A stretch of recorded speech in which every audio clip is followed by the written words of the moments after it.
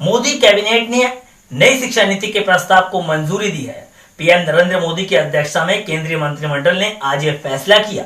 शिक्षा नीति में यह बदलाव 34 साल बाद हुआ है। आइए जानते हैं नई शिक्षा नीति से जुड़ी 10 बड़ी बातें।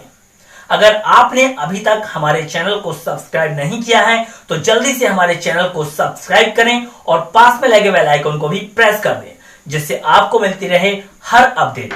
एचआरडी मंत्री रमेश पोखरियाल निशंक ने कहा कि ये नीति एक महत्वपूर्ण रास्ता प्रशस्त करेगी। यह नए भारत के निर्माण में मील का पत्थर साबित होगी।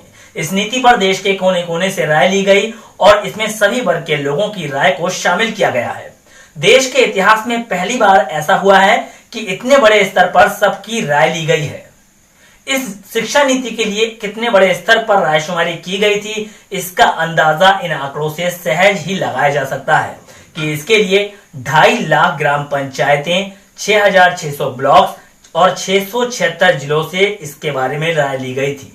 5वीं तक कम से कम और 8वीं और उससे आगे भी मुमकिन हुआ तो स्थानीय भाषा या मातृभाषा में पढ़ना होगा, यानी कि हिंदी अंग्रेजी जैसी भाषा के पाठ्यक्रम के तौर पर ही होंगे, लेकिन बाकी पाठ्यक्रम स्थानीय भाषा या मातृभाषा में होंगे।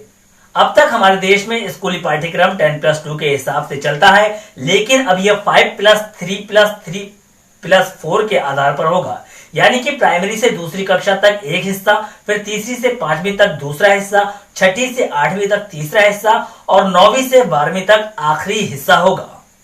छात्र अपनी मर्जी से शिक्षा के आधार पर विषय का चयन कर सकेंगे। अगर कोई छात्र विज्ञान के साथ संगीत भी पढ़ना चाहे तो उसे यह विकल्प होगा।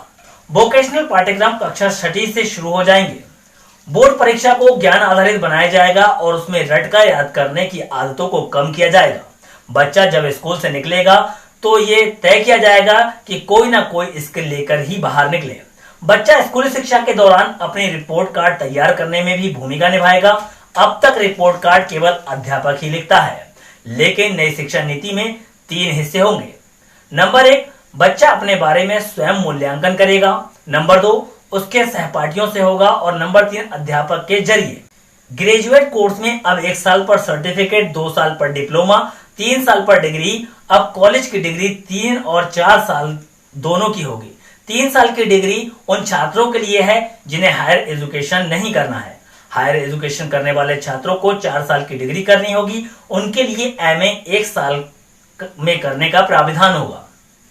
अब छात्रों को एमफिल नहीं करना होगा। एमए के छात्र सीधे पीएचडी कर सकेंगे।